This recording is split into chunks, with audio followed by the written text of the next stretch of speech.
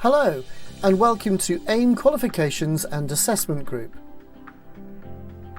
In this video, we'll show you how to complete a registration amendment form. This is to be used to request an amendment to an existing registration after the permitted deadline. The form itself can be found on our website at www.aimgroup.org.uk/qualifications/centres/policies and procedures. It's important to remember that along with the completed form, providers must send to the AVA copies of their registration and certification policies and procedures for the Access to HE team to review. The form is straightforward to complete and begins with details identifying the provider, identifying the diploma, the class run ID, and the learner details. And remember, if the amendment applies to all learners, then you can just simply enter all learners in the box, rather than entering each name.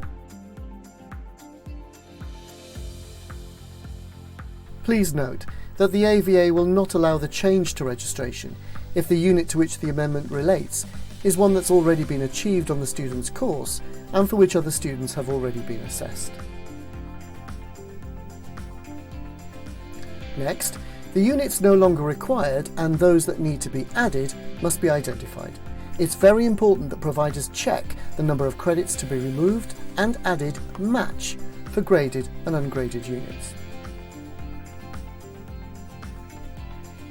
The next text box is critical. Here, providers should fully explain the reasons the amendments are being requested. It's vital that as much detail as possible is given so that a fair, accurate and balanced judgment can be made by the AVA. The next section is often overlooked and one of the main reasons why request forms are returned. Here, providers must indicate whether or not learners have already submitted applications to UCAS. If they have, when those applications were submitted must be provided. This information is needed by QAA, and the AVA is required to collect and monitor this data. After this section, the provider's Access to HE coordinator is required to sign and date the form. The final section of the form is the very important action plan and must be completed. If the action plan is missing or requires more detail, the form will be returned to be updated. The action plan must contain SMART actions, identifying what the provider needs to do to avoid making a similar application going forward, including the action, how this will be addressed, by when, and who is responsible to ensure these actions are addressed. If UCAS applications have been submitted prior to the submission of this form, then providers must identify how learners will be supported in advising HEIs of the change to their diploma.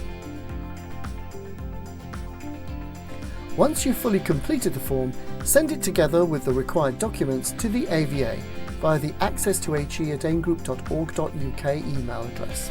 The application and documentation will then be reviewed by a panel and a decision made. And that's it. If you require any further information, please contact us at access2he@aimgroup.org.uk.